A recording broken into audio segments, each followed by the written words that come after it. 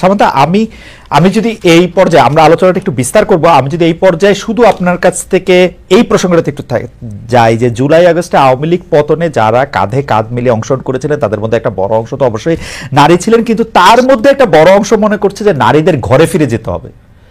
শুরু হয়েছে moral policing, নানা রকম ভাবে বলা হইতেছে যে এইটা করা যাবে এইটা করা যাবে না। জাতীয় নাগরিক কমিটির কি এই ব্যাপারে একটা সুস্পষ্ট অবস্থান আছে যে আসলে বাংলাদেশে মেয়েরা কিভাবে চলবে, কিভাবে ফিরবে, কি করবে, সে ব্যাপারে কি আপনাদের কোনো মানে আলাদা দৃষ্টিভঙ্গি আছে যে এইভাবে করতে হবে, চলতে হবে? সেটা কি রকম? অবশ্যই এখানে আমরা বারবার একনলেজ করছি যে এই অভ্যুত্থানের মধ্য দিয়ে আমরা চারটি ধাপে আমরা যদি দেখি যে অভ্যুত্থানের মধ্যে নারীদের অংশগ্রহণ কি মাত্রায় ছিল। প্রথমত 14ই জুলাই বাংলাদেশে আওয়ামী লীগ তার ফ্যাসিস্ট কাঠামো প্রতিষ্ঠা করার জন্য যেই ন্যারেটিভ স্ট্যাবলিশ করেছিল সেই ন্যারেটিভকে ভেঙে হলের মেয়েরা বেরিয়ে এসেছিল। এটা ছিল তার প্রথম রাজনৈতিক স্ফুরণ। এইটার মাধ্যমে, এই ন্যারেটিভকে ভাঙার মাধ্যমেই আসলে এই অভ্যুত্থান সংগঠিত হওয়ার মুখে এসে আমরা দাঁড়িয়েছিলাম। পরবর্তীতে আমরা যখন অভ্যুত্থান সংগঠিত হতে দেখি তখন আমরা নারীদেরকে দেখি একদম সম্মুখ যোদ্ধা হিসেবে, নট পিছনে কোনো ব্যাকগ্রাউন্ডে কোনো কিছুই না, একদম ফ্রন্টলাইন ওয়ারিয়ার হিসেবে। এবং তার পরবর্তীতে একই সাথে ওই অভ্যুত্থানের সময় আমরা কেয়ারার, প্রোভাইডার এবং শেল্টার গিভার হিসেবে আমরা তাদেরকে দেখেছি। এবং এখানে আমরা এখন পর্যন্ত 3টা ভাগ দেখলাম, কিন্তু অভ্যুত্থানের পরে অভূতপূর্ব ভাবে আমরা দেখেছি যে যেই নারীরা সম্মুখ ভাগে যোদ্ধা হিসেবে ছিলেন, কেয়ারার, প্রোভাইডার ছিলেন, তারা নিজস্ব ট্রমাটাইজিং যে জায়গাটা তার ছিল, আমরা সকলেই এক ধরনের ট্রমাটাইজিং জায়গায় ছিলাম। কিন্তু আমাদের বাংলাদেশের নারী শিক্ষার্থীরা এবং অনেক ক্ষেত্রে বয়স্ক এবং গৃহিণী নারীরা ঘর থেকে বেরিয়ে এসে তারা এই যে আহত এবং শহীদদের লিস্টটা করেছেন, আমি একটু শেষ করি খালেদ ভাই, তারা লিস্ট গুলো করেছেন এবং তাদের ট্রমাটাইজিং যে এক্সপিরিয়েন্স সেটাকে উতরে গিয়ে তারা এই লিস্ট গুলো করেছেন। তাদের সাহায্যেই বেসিক্যালি এখন যে রাষ্ট্রীয় পদক্ষেপে যে লিস্টটা করা হচ্ছে, তাদের যে বেসিক স্ট্রাকচার ছিল সেটার উপরে দাঁড়িয়ে কিন্তু এটা করা হয়েছে। তো নারীদের এখানে অংশগ্রহণের, বাংলাদেশে এই যে নতুন যে পলিটিক্যাল পার্টি এসেছে এনসিপি, তারা বাংলাদেশের নারীদের এই অভ্যুত্থানে অংশগ্রহণ সেটা প্রত্যেকটি ডিটেইলিংকে আমরা এক্সপ্রেস করি এবং প্রত্যেকটি ডিটেইলিংকে আমরা একনলেজ করি। এবং এই ডিটেইলিং এর মাধ্যমে আমরা বলি যে বাংলাদেশের নারীদের যেই পলিটিক্যাল এজেন্সি সেটা এই 4টি ভাগে আমরা যদি দেখি, ভবিষ্যতেও যখন নারীরা নেতৃত্বের জায়গায় আসবে এই 4টি জায়গায় তারা নিজেদেরকে প্রতিষ্ঠা করবে। আমি আরেকটু পরিষ্কার হওয়ার জন্য বলি যে আপনাদের দল কি মনে করে নারীদের কোনো একটা নির্দিষ্ট পোশাক তার জন্য বাধ্যতামূলক হওয়া উচিত বা পোশাকহীনতা বাধ্যতামূলক হওয়া উচিত? আপনি কি মনে করেন যে নারীদের তার নিজস্ব পোশাক, নিজস্ব আচরণ, উনি কোথায় কি খাবেন, কি পান করবেন, সেটা স্বাধীনতা থাকা উচিত না সেই স্বাধীনতাটা কোনো না কোনোভাবে লিমিটেড হওয়া উচিত? মনে করেন যে যেহেতু আপনাদের দলটা নতুন করে আত্মপ্রকাশ করছে, এই দলের আদর্শ এবং নানাবিধ বিষয়বুদ্ধি তাত্ত্বিকভাবে অনেকটা জায়গা হতে পারে, আমরা যদি স্পেসিফিক এই জায়গাটার মধ্যে থেকে আসি যে আপনারা কি মনে করেন যে নারীর একটা নির্দিষ্ট চেহারা থাকা উচিত এবং সেটা কোনো না কোনোভাবে পুরুষদের থেকে আলাদা হওয়া উচিত? আপনারা কি মনে করেন?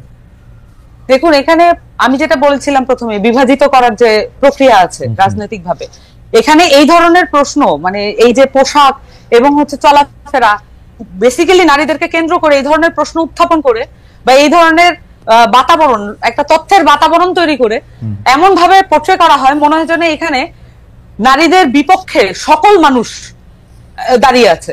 কিন্তু এটা একটা ছোট্ট গোষ্ঠী। বরঞ্চ এই আসিয়ার যে ঘটনাটা আমরা দেখলাম, এটার মধ্য দিয়ে আমরা দেখেছি বাংলাদেশের বেশিরভাগ মানুষ বাংলাদেশের নারীদের নিরাপত্তার জন্য শঙ্কিত, বাংলাদেশের নিরাপত্তার জন্য, বাংলাদেশের নারীদের নিরাপত্তার জন্য সামাজিক বলয় কিভাবে তৈরি করতে হবে সেটার জন্য তারা কাজ করতে উদ্গ্রীব।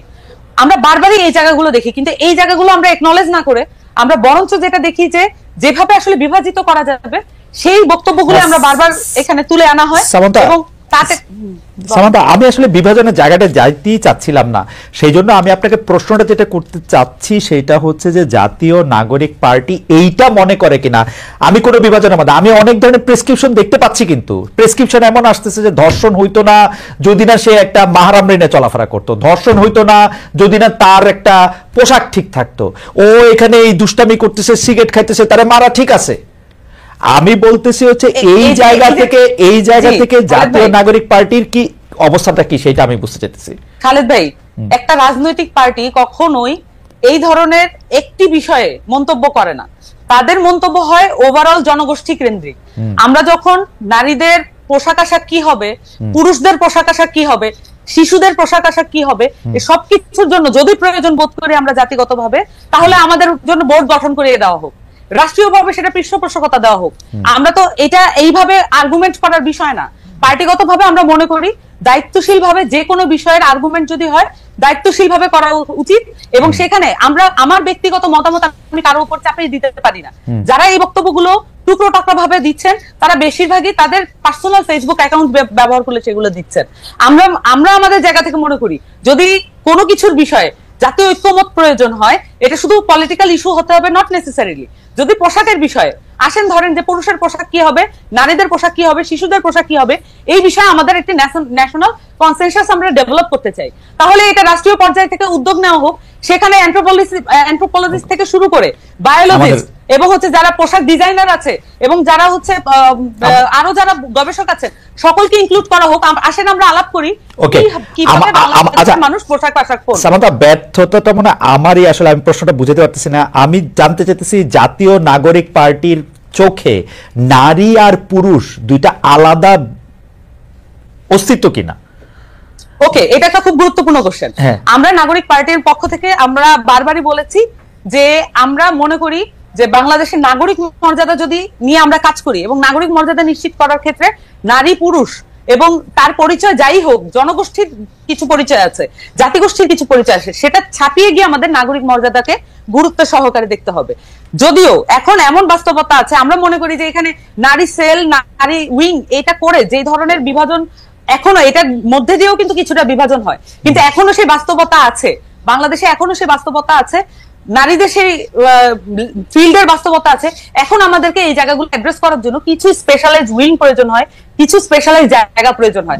আমরা যেটা বিশ্বাস করি যে আমাদের নাগরিক কমিটির পক্ষ থেকে যে আমরা এমন একটা বাংলাদেশ চাই যেখানে আমাদেরকে 25% উইমেন বা 33% উইমেন রাখতে হবে, এটা আমাদেরকে জোরপূর্বক আর বলতে না হোক। যে কোনো লিস্ট করার সময়, যে কোনো নিয়োগের লিস্ট, নারী ও পুরুষ জাতীয় নাগরিক পার্টির চোখে নারী ও পুরুষ সমান কিনা?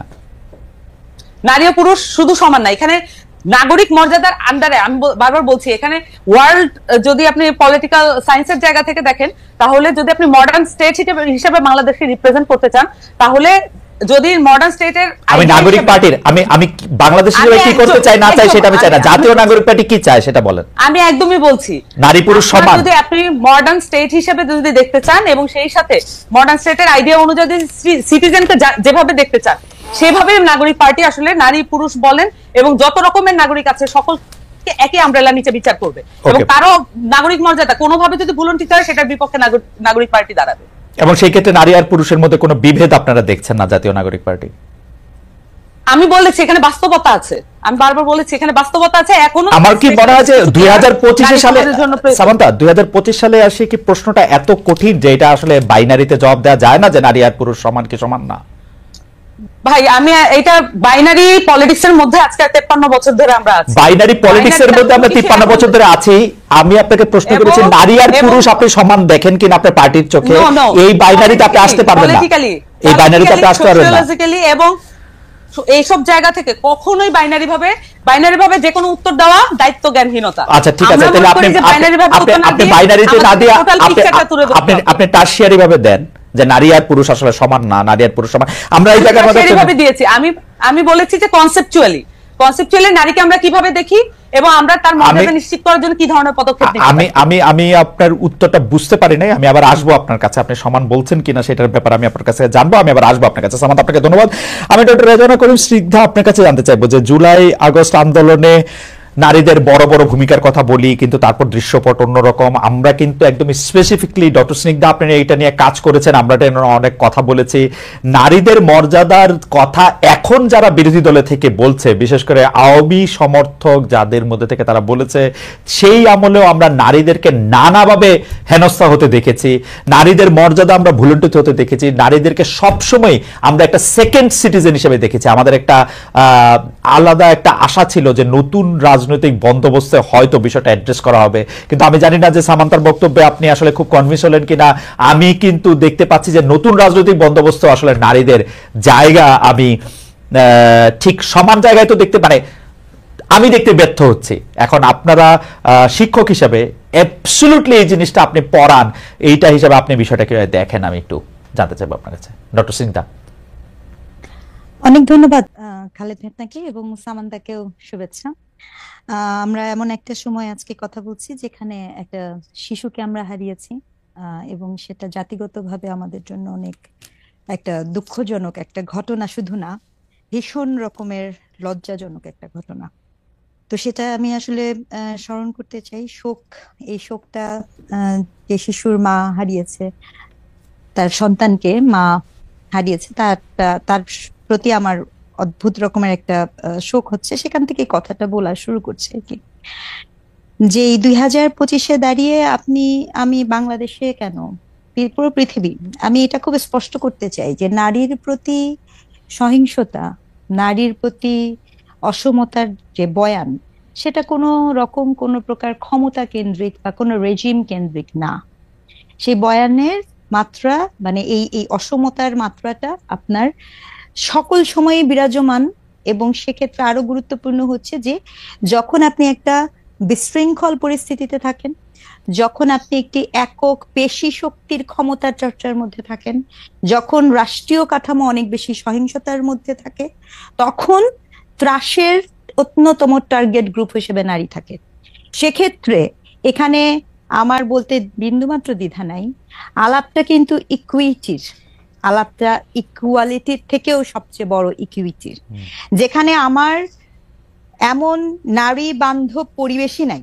সেখানে আপনি প্রশ্ন করছিলেন সমান্ত দূরের কথা, কন্যা শিশু রক্ষার আন্দোলন হচ্ছে, সমান্ত দূরের কথা, যেখানে আমার আইন বিধি, আমার চিন্তা, আমার চেতনা কোনো জায়গাতেই আমি শতগুণ পিছিয়ে থাকি, সেখানে আসলে কোনো নয়া রাজনৈতিক বন্দোবস্তে এই কথা বলতে এত দ্বিধাগ্রস্ত হতে হবে, এটা আমার জন্য হতাশাজনক, একদম স্পষ্ট। না কিন্তু ডক্টর সিং দা আমি আমি আমি একটু আপনাকে এই দিকটা একটু দেখতে বলবো যে উনারা তো একটা পলিটিক্যাল পার্টি করবেন, উনাদেরও তো একটা বাস্তবতা আসে। বাংলাদেশের 90% মানুষ যদি মনে করেন পুরুষ নারী নির্বিশেষে যে পুরুষের একটা অবস্থান, নারীর একটা আলাদা অবস্থান আছে, উনাদের পক্ষে তো এই উত্তর এই বাইনারিতে দেওয়া এত সহজও না। উনারা আজকে বলবেন যে নারী পুরুষ সমান, তারা যা ইচ্ছা তাই করতে পারবে, এটা করে তো তাদের তো পলিটিক্সটা তো করতে হবে। তারা কেমনে করবে এই পলিটিক্স যখন মানুষ না চায়? আপনারা শিক্ষক হিসেবে যখন আমরা বিশ্ববিদ্যালয়ের ছাত্রছাত্রীদের মধ্যেও যখন এটা 70% লোক না চান, এটা ওরা পলিটিক্সটা কেমনে করবেন এটার মধ্যে থেকে? আচ্ছা, না দেখেন, আমি আবারও বলছি যে যা ইচ্ছা তাইয়ের গল্প না, গল্পটা হচ্ছে আমার অধিকারের গল্প, রাষ্ট্রপক্ষের কাছে দাবির গল্প। ঠিক আছে, আপনি পৃথিবীতে শিক্ষা ব্যবস্থা, সভ্যতা যদি সবাই পপুলিস্ট আচরণ করা শুরু করে, তখন কিন্তু সভ্যতা আগায় না। আর রাজনীতি কিন্তু, আমরা কিন্তু নয়া রাজনৈতিক বন্দোবস্তের কথা বলছিলাম, আমরা কিন্তু ওই বস্তা পচা পুরনো রাজনৈতিক বন্দোবস্তের কাছে এই ধরনের কিছু প্রত্যাশা করি নাই। নয়া রাজনৈতিক যে বন্দোবস্ত, সেই বন্দোবস্ত হবার কথা ছিল বরঞ্চ এটা ন্যায্যতার হিস্যার, আর ন্যায্যতা হিস্যার কথাই আপনি বলতে পারেন না এখন পর্যন্ত এই বাংলাদেশে।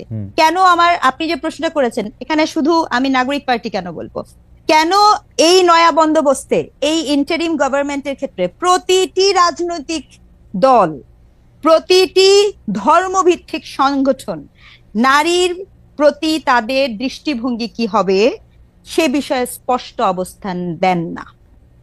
আমরা এটা কেন জানতে পারবো না? একদম স্পষ্ট, আমি একদম স্পষ্ট করে জানতে চাই। আমাকে একটা কথা বলতেই হবে, কি হেতু কারণে যে দেশে আপনি গণপ্রজাতন্ত্রী বাংলাদেশে আমি বসবাস করি, যে দেশের সকল আইন শৃঙ্খলা আপনি রাষ্ট্রায়ত্ত আইন শৃঙ্খলার অধীনে রাখেন, কেবল এবং কেবলমাত্র পারিবারিক আইনটাকে আপনি ধর্মভিত্তিক আইনের মধ্যে সীমায়িত রেখেছেন। আপনি এখন বলতে পারেন ব্রিটিশ কোর্টের কথা, কিন্তু আমি আপনাকে বলে দিই সেই 200 বছর পুরানো কোর্টের লয়ের কথা দিয়ে তো চলবে না। আপনাকে আমি এটাও বলতে চাই, শুধুমাত্র আপনার সংখ্যাগরিষ্ঠ শব্দটা ব্যবহার করছি, সংখ্যাগরিষ্ঠের পারিবারিক ধর্মীয় অনুভূতিতে আঘাত না আনার কারণে আপনি পারিবারিক আইন করে রেখেছেন, যার দায় বহন করতে হয় এদেশের সনাতন নারীদেরকে, এদেশের খ্রিস্টান নারীদেরকে, এদেশের বুদ্ধিস্ট নারীদেরকে। কি কারণে? যদি এই কথা বলার সততা না থাকে, যদি এই অসমতার বিপক্ষে, অন্যায়ের বিপক্ষে কথা বলার সাহসিকতা না থাকে, তাহলে আর নয়া রাজনৈতিক বন্দোবস্ত কাকে? না ডক্টর সিং দা, এইটা তো আপনি আপনার জায়গা থেকে এটা একটা প্রয়োজন, বাস্তবতা বা সংখ্যাগরিষ্ঠের বিরুদ্ধে গিয়ে বা সংখ্যাগরিষ্ঠ যদি পছন্দ না করে সেটা কথা বলতেছেন, কিন্তু আপনার কাছে কি মনে হয় না যাদেরকে আপনি ভিকটিম ভাবতেছেন, যে আমি যদি সম্পত্তি বা পারিবারিক উত্তরাধিকারটা দিয়ে যদি বলি, তাদের মধ্যেকার 80 ভাগ 90 ভাগ 100 ভাগ মানুষ যদি মনে করে যে না ঠিক আছে, তাহলে তো সেটা আপনি কি উপর দিকে চাপিয়ে দেওয়ার চেষ্টা করছেন কিনা, উপর থেকে চাপিয়ে দেওয়ার চেষ্টা করছেন কিনা, তারা যদি মনে করে যে ঠিক আছে? আচ্ছা, আমি কোনো কিছু চাপিয়ে দেওয়ার চেষ্টা করছি না। দেখেন, গ্যালিলিও অনেকবার বলেছে পৃথিবী সূর্যের চারপাশে ঘুরে, এজন্য গ্যালিলিওকে আপনি গৃহবন্দী করেছেন, তাই বলে সত্যটা পরিবর্তন হয়ে যায় না। ব্যাপারটা চাপানোর না, ব্যাপারটা বোধের। যেমন মনে করেন, আমি আপনাকে একটা সিম্পল উদাহরণ দিই। আপনি বলছিলেন সম্পত্তি, সম্পত্তি তো পরের কথা। আপনি দেখেন সনাতন হিন্দু আইনে একজন নারী যতই নির্যাতিত হোক, শুধুমাত্র এই পারিবারিক আইনি ধারা, এখন মনে করেন যে হিন্দু নারী, তার জন্য তো মানে ইন্ডিয়া একটা আইডিয়াল হতে পারে, তারা তো ওখান থেকে সরে এসেছে। সে একটা ডিভোর্স নিবে, নির্যাতনের শিকার হয়ে সে একটা ডিভোর্স নিবে, সেই ডিভোর্সও সে নিতে পারছে না, বিকজ আপনি সেটা করতে দিচ্ছেন না। মানে আমি উত্তরাধিকারের প্রশ্নে আমি পরে আসি। আরে ভাই, যেটুকু আছে, আপনি যদি এখন রিসার্চের ডাটা নেন, ততটুকু যদি অধিকার নারীরা পেত, তাহলে তো আমি শুকরিয়া আদায় করতাম। কিন্তু ঘটনাটা তো সেটা না, আলাপটা গল্পটা কিন্তু সেটা না। গল্পটা হচ্ছে একটা পক্ষের সাথে কন্টিনিউয়াস সিস্টেমেটিক আকারে, আবারও বলছি, কাঠামোগত আকারে রাষ্ট্রীয়ভাবে যখন বৈষম্য করা হয়, গল্পটা কিন্তু সেখানে। আপনি কি জানেন যে এই যে শুধু সনাতন না, আমি আপনাকে এটাও বলি, খ্রিস্টান নারী পর্যন্ত আপনার করতে পারছে না। তাহলে এখানে তো আমার দেশে তো এই মানুষগুলোও আছে। আপনি মনে করেন অনেক নির্যাতনের শিকার হবেন, তাও আপনি এটা করতে পারবেন না। আরো আমি আপনাকে বলি, আপনি এই কাঠামোর মধ্যে, এই যে আজকে আমি দেখছিলাম যে ঘটনাটা আজকে ঘটেছে, এই বিষয় নিয়ে হয়তো বা পরে আরো বিস্তারিত কথা বলার সুযোগ হবে। দেখেন, এই যে ধর্ষণের শাস্তি নিয়ে কথাবার্তা বলছেন, এটা তো ধর্ষণ না, এটা তো attempt to murder, it's murder case. গল্প ওখানে শেষ, এটা নিয়ে আমরা ভিন্ন আলাপ করতে পারি। আমার প্রশ্ন হচ্ছে, এইসব এগুলো না, প্রতিটা জিনিস অনুভূতির রাজনীতিকীকরণ। আমি আবার রিপিট করছি শব্দটা, আপনি একটা অনুভূতির পলিটিক্স করছেন, এরকম কিন্তু শুধু একটা ঘটনা না, ইতিমধ্যে আপনার কাছে যে ডাটা থাকে, রাইট, আপনি ঠিকই বলেছেন ডক্টর স্নিগ্ধা। আমরা কিন্তু দেখি যে যেসব দেশে আইন কানুন আছে বলে আমরা জানি, সেসব দেশের মধ্যেও কিন্তু আসলে এই ধরনের ঘটনা অনেক ঘটে, কিন্তু নাগরিকরা এক ধরনের শান্তিতে থাকে যে এই ধরনের ঘটনা ঘটিয়ে কেউ পার পাবে না, এরকম ঘটনা যাতে রোধ করা যায়, সেজন্য বাচ্চাদের প্রতি সহিংসতা যাতে দূর করা যায়, সেজন্য আসলে অনেক স্টিং অপারেশন হয়, তাদের অনেক শাস্তি হয়, তাদের আসলে যে একবার ধরা পড়ে সে সামাজিক এবং আইনগতভাবে খুবই অপাঙ্ক্তেয় লোকে পরিণত হয়, তার জন্য সারা জীবনের এটা। কিন্তু বাংলাদেশে এইটা আমরা দেখি না কেন? আমি এই প্রশ্নটা আপনাকে করে রাখতে চাই যে বাংলাদেশের মানুষের মধ্যে এই ফিলিংটা নাই কেন যে রাষ্ট্র এটাকে ঠিক করবে? একটা পক্ষকে কেন বলতে হয় যে কোরআনের ল দিয়ে যদি ধর্ষণের আইনের বিচার করা যাইতো বা নারীর প্রতি সহিংসতা হলে এটা থাকতো না? আরেক পক্ষকে কেন বলতে হয় যে একটা সামারি ট্রায়াল করতে হবে, যেখানে বাংলাদেশের মতো একটা দেশে? আপনি এইটা আমাদের যদি একটু বলেন, আমরা একই প্রশ্ন নিয়ে আসলে মানে কাছাকাছি প্রশ্ন আমরা সামান্তার কাছে যাব, যে আসলে এই যে এরকম একটা ঘটনার পরে এই যে প্রতিবাদ, এই যে আন্দোলন, এইটার মধ্যে আসলে নাগরিক পার্টি এটাকে কিভাবে দেখে, সামান্তা এটাকে কিভাবে দেখে, এবং আমরা আপনার কাছেও জানতে চাইবো যে প্রফেসর স্নিগ্ধা, যে এটা আসলে কি করা উচিত, আইডিয়ালটা আসলে কি করা উচিত।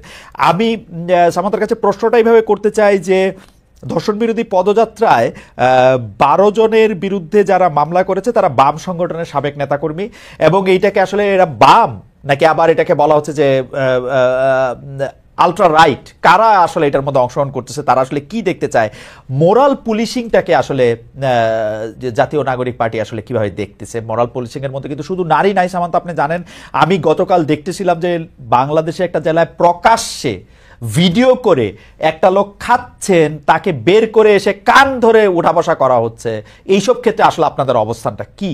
মানে আমি তো জীবনে এরকম শুনি নাই, নাকি শোনা গেছেও এইটাই করা উচিত? আমি জানি না আসলে, প্লিজ এনলাইটেন মি, আমাকে একটু বলেন সামান্তা, যে মোরাল পুলিশিং, এবং সেটা শুধু নারীদের এগেনস্টে না, খাদ্যরত অবস্থায় রেস্টুরেন্ট থেকে একজনকে ধরে নিয়ে এসে কেন তুমি রোজা করলা না, কান ধরে উঠবস করো, এইসব ক্ষেত্রে আপনাদের অবস্থানটা যদি একটু বলতেন।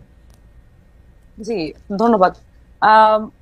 এখানে আমরা যে ভিডিওটার কথা আপনি বললেন, প্রথমত আমরা যদি দেখি বাংলাদেশে আওয়ামী লীগ যখন তার ফ্যাসিস্ট কাঠামোর প্রতিষ্ঠা করার জন্য যে কি কি টুলস ব্যবহার করেছে, যদি আমরা দেখি যে তারা সামাজিকভাবে আমাদের যে বোঝাপড়ার জায়গাটা সেটাকে নষ্ট করেছিল, সেটা যদি নষ্ট না হতো তাহলে হচ্ছে এই জায়গাটা তৈরি হতো না। আর আমরা অ্যাডিশনালি যদি দেখি যে এই যে ভিডিওটা ভাইরাল হয়েছে, তার পরিচয়টা আপাতত পক্ষে জানা গেছে যে উনি ছিলেন বণিক সমিতির একজন নেতা। এখন বণিক সমিতি বা এই ধরনের সমিতিগুলোতে এখন কারা এসছেন সেটা যদি একটু তলিয়ে দেখা যায় তাহলে বেরিয়ে পড়বে। আমরা তো পার্টি করেছি 1 সপ্তাহ হয়নি, বা আমাদের পার্টি হয়েছে মাত্র 13 দিন হলো, 2 সপ্তাহের কিছু বেশি। তো এই সমিতিগুলোতে কারা আছেন এগুলো একটু চেক করলেই দেখা যাবে যে কারা আসলে এই ধরনের মরাল পুলিশিং এর সাথে আগেও যুক্ত ছিল। এই ধরনের ভিডিও কিন্তু আজকে নতুন না, আওয়ামী লীগের সময় অসংখ্যবার এই ধরনের ভিডিও আমরা দেখতে পেয়েছি, এবং এই ধরনের ভিডিওর মধ্যে দিয়ে এক ধরনের সামাজিক অস্থিরতা তৈরির জন্য এই ধরনের ভিডিও করা হয়ে থাকে বলে আমরা বিভিন্ন সময়ে আমি যতটুকু ভিডিওটা দেখে যেটা আমি বুঝছি সেটা হচ্ছে যে ভদ্রলোক এটা করছেন তিনি দৃষ্টান্ত উপস্থাপন করার জন্য এই ভিডিওটা করছেন। আসলে এটা আমার কাছে মনে হয় উপস্থাপন করার জন্য এই ভিডিওটা করুক, উনি এই ধরনের কাজ করতে পারেন। আমার প্রশ্ন ছিল যে জাতীয় নাগরিক পার্টির এই মোরাল পুলিশিং রেস্টুরেন্টে খাদ্য গ্রহণ করা অবস্থায় রমজানে, উনার কথা আপনি বাদ দেন, আমি আপনার সাথে একমত যে এই ধরনের বিভেদ আগে সৃষ্টি করে। জাতীয় নাগরিক পার্টির অবস্থান কি? মানে আমি যদি রোজা না রাখি আমি কি রেস্টুরেন্টে বসে খাইতে পারবো নাকি আমাকে কান্দের উঠবোস করতে হবে? মোরাল পুলিশিং কোনোভাবেই সমর্থনযোগ্য নয়। আপনার সামাজিক এক ধরনের বোঝাপড়া তৈরি করতে হবে। সামাজিক যদি বোঝাপড়া তৈরি না হয়, যতই আইন করেন না কেন এই ধরনের জিনিস ঘটতেই থাকবে। আমাদের সামাজিক বোঝাপড়া কিন্তু নষ্ট করার জন্য, এটা রাষ্ট্রের করায়ত্ত করার জন্য এক ধরনের প্রক্রিয়া আছে। এখন আমি আপনাকে বলি, আপনি বলেছেন যে মোরাল পুলিশিং এবং যে পুলিশের যে অ্যাকশন গত কয়েকদিন, আপনি এটাও প্রশ্ন করেছেন। দেখুন এখানে আমাদের মুভমেন্টের সাথে, মানে এই যে আপরাইজিং এর সাথে যুক্ত অনেকেই কিন্তু গতকাল গ্রেফতার হয়েছেন, এবং এটার মধ্য দিয়ে পুলিশকে আমরা কিভাবে দেখবো সেটা কিছু, কালকে কিন্তু 2টা ভিডিও এসেছে। এক হচ্ছে যে গত পরশু 2 দিন ধরে যে এক হচ্ছে যে 12 জনকে গ্রেফতার করার পূর্ব মুহূর্তে, গ্রেফতার করার আগের যে প্রেক্ষাপট সেটা নিয়ে অনেকগুলো ভিডিও এসেছে, এবং সেই সাথে একটি ছেলেকে ঘাড়ে ধাক্কা দিয়ে পুলিশ প্রিজন ভ্যানে তোলা, এবং তার একদম ভিডিওর মধ্যে স্পষ্টভাবে তাকে তার অন্যায়ের অধিক শাস্তি দেওয়া, মানে অধিক শাস্তি দেওয়ার অ্যাপারেন্টলি, যদিও এটা আদালতে প্রমাণযোগ্য হবে, কিন্তু অ্যাপারেন্টলি অধিক বল প্রয়োগের মাধ্যমে পুলিশ কর্তৃক গ্রেফতার, এটাও তো আমরা আগের রেজিমে দেখেছি। তাহলে আমরা তো এখানে চেঞ্জটা ওই অর্থে পার্টিকুলার ইস্যু ধরে যদি বলি, এই অর্থে কিন্তু আমরা এই সেকেন্ড ভিডিওর ক্ষেত্রে আমরা দেখতে পাইনি। আবার প্রথম ভিডিওর ক্ষেত্রে আমরা যদি দেখি যে প্রথম যে ঘটনাটা ঘটেছে, যে শাহবাগের থেকে তারা চিফ অ্যাডভাইজারের বাসভবনের দিকে বা ওই কোথাও ওই দিকে যাওয়ার তারা চেষ্টা করছিলেন, কিন্তু এখানে আমরা যদি দেখি ধর্ষণ বা এই ধরনের নারীর নিরাপত্তা, এটা একটা খুবই জনগুরুত্বপূর্ণ মানে ইস্যু। সেটা নিয়ে নানান পক্ষের সাথে আমাদের যে আলোচনা তৈরি করার যে স্কোপটা আছে, এই মুহূর্তে রাজনৈতিক যেই স্কোপটা আছে, সেইটাকে আগে কখনোই ছিল। আমরা এখন চাইলে সকল রাজনৈতিক দল, সকল যারা রাজনৈতিক পক্ষ এবং যারা এনজিও যারা কাজ করে তাদেরকে নিয়ে কিন্তু এখন একটা জাতীয় ঐক্যমত্যের জন্য, আমি কমিশনের কথা বলছি না, আমি বলছি জাতীয় ঐক্যমত্যের জন্য এখন একটা সুবর্ণ সুযোগ আমাদের সামনে এসেছে। আমরা এই সামান্তা, আমি 2টা বিষয় আপনাকে একটু আলাদা আলাদা প্রশ্ন করি।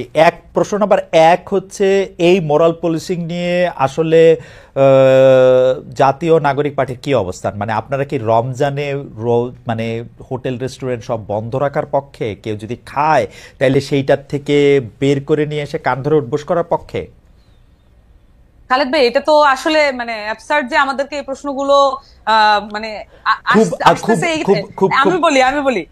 আমি বলি কেন অ্যাবসার্ড, যে আসলে তাহলে পারসেপশনটা কি, মানে পারসেপশনটা কি এরকম যে আমরা এই ধরনের বিষয়কে এন্ডোর্স করতে পারি, এই সম্ভাবনা আছে, এই কারণে প্রশ্নটা ক্লিয়ার করে নেওয়া না। কারণ হচ্ছে যে আমরা একটা পরিষ্কার অবস্থান চাই। আপনার কোনো পারসেপশন থেকে না, পরিষ্কার অবস্থান হচ্ছে আপনি শুধু বলেন যে আপনারা এর বিপক্ষে, তাহলে আমি পরবর্তী প্রশ্নটা করতে পারি। না, আপনি যদি বলেন পক্ষে তাহলে আমি পরবর্তী প্রশ্নটা না। এই পারসেপশন কি হয়েছে জানেন? আমি আপনাদের বলি, গত 53 বছর ধরে পারসেপশন কোনটা কার পক্ষে কখন রাখবো সেইটা হচ্ছে প্রফেসর সিং দা এটা ঠিকই বলেছেন, এটা এক ধরনের পপুলিজম দিয়ে ঠিক করা হয়েছে আগেকার রাজনৈতিক দলগুলা। আপনাদের অবস্থানটা সেই জন্য, আপনারা আমাদের আশা, আপনারা আমাদের লাস্ট বেট যে আপনারা আসলে কোন জায়গার মধ্যে দাঁড়ায় আছেন। দেখেন আপনাদের একজন সমন্বয়কের বক্তব্য পড়ে আমরা একরকম বুঝি, আবার মাহফুজ সাহেব আরেকটা বক্তব্য দেন, আমরা আরেক রকম বুঝি। আপনাদের একটা অবস্থান থেকে আমরা একরকম জানি। নাহিদ সাহেব উপদেষ্টা হিসাবে রিটায়ার করার আগে, মানে কি বলে, পত্র করার আগে তার সম্পত্তির হিসাব ঘোষণা করেন, অন্য উপদেষ্টারা কেন করেন না? নাহিদ সাহেবকে যখন একটা বিষয়ের মধ্যে অনেকগুলো বিষয় ঢুকে গেল, অ্যাবসলিউটলি, সেই জন্য আমি বলতেছি যে পারসেপশন এখানে কোনো ব্যাপার না। আপনি আমাকে শুধু বলেন যে আপনাদের অবস্থাটা কি। আপনারা কি চান যে রমজানে, যেমন এখানে আমরা জামাতে ইসলামীকে দেখছি যে ওরা স্পষ্ট বলছে যে রমজানে দোকানপাটগুলি বন্ধ রাখতে হবে, কেউ দোকানপাট খোলা রাখতে হবে না। আমরা বলি, আমরা আমাদের জায়গা থেকে যেটা আমরা মনে করি যে কোনো ধরনের মানে কোনো অন্যায়কারী ছাড়া কাউকে পুলিশি কায়দায় বা কোনো ধরনের তার বডিলি হার্ম করা, এটা অত্যন্ত গর্হিত অপরাধ। এই ধরনের এটাকে যদি আমরা মরাল পুলিশিং বলি, তাহলে এটা মরাল পুলিশিং এর বিরুদ্ধে আমরা আছি। সামান্তা, আপনার বক্তব্য কি আপনি শুনতে পান? আপনি বলছেন অন্যায়কারী ছাড়া, তার মানে যে অন্যায়কারী তাকে আপনারা শাস্তি দিতে পারবেন? আমরা কোনো কিছুই শাস্তি দিতে তাহলে আপনি বলেন যে কাউকে, তাহলে আপনাকে বলেন যে কাউকে দেওয়া যাবে না। আমি বলছি ভাই, শাস্তি দেওয়ার জন্য আছে আদালত। আমরা ট্যাক্স দিয়ে এই আদালত গুলাকে চালাই, আমরা কিন্তু এই আমাদের ট্যাক্সের পয়সা কিন্তু এই আদালত প্রাঙ্গণ গুলাতে আছে। তাহলে আমি কখনোই আমার ট্যাক্সের পয়সা কিন্তু ইনভ্যালিড হয়ে যাক, সেটা আমি তো চাইবো না এজ এ সিটিজেন। তাহলে আমি চাইবো যে শাস্তি যেখানে হয় সেখানেই হবে।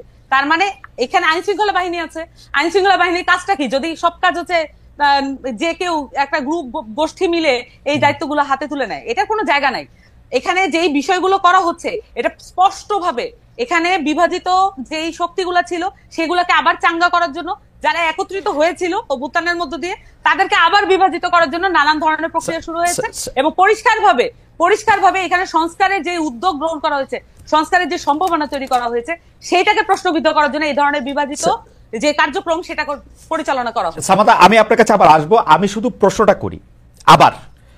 প্রশ্নটা হচ্ছে, প্রতি বছর রমজান আসার আগেও পরে বিভিন্ন সামাজিক, ধর্মীয়, আদর্শিক ধর্মীয় গোষ্ঠী বিভিন্ন রকম অবস্থান নেয়।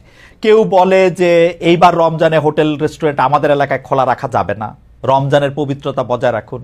জামাত ইসলামী একটা স্পষ্ট অবস্থান নিচ্ছে। আওয়ামী লীগ, বিএনপি কিন্তু একটা মাঝামাঝি অবস্থান নেয় গত 53 বছর নিয়ে। এটা কিছু বলেও না, জিজ্ঞেস করলে আপনার মতো ঘুরায় পেঁচায় কি জানি একটা বলে, আমি অর্ধেক বুঝি না। এখন ঘটনা হচ্ছে যে এই জিজ্ঞেস করাটা কিন্তু আমি 27 বছর ধরে করে আসতেছি বলে আমি বলতেছি। আমার দুর্ভাগ্যজনকভাবে আমি আপনাকে ওই প্রশ্ন করতেছি, হয় আপনাকে আমি বুঝাতে পারছি না যে এনসিপির আমি কোনো স্পষ্ট অবস্থা দেখতে পাচ্ছি না। এনসিপি কি বলতেছে যে রমজানে আসলে দোকানপাট বন্ধ রাখতে হবে?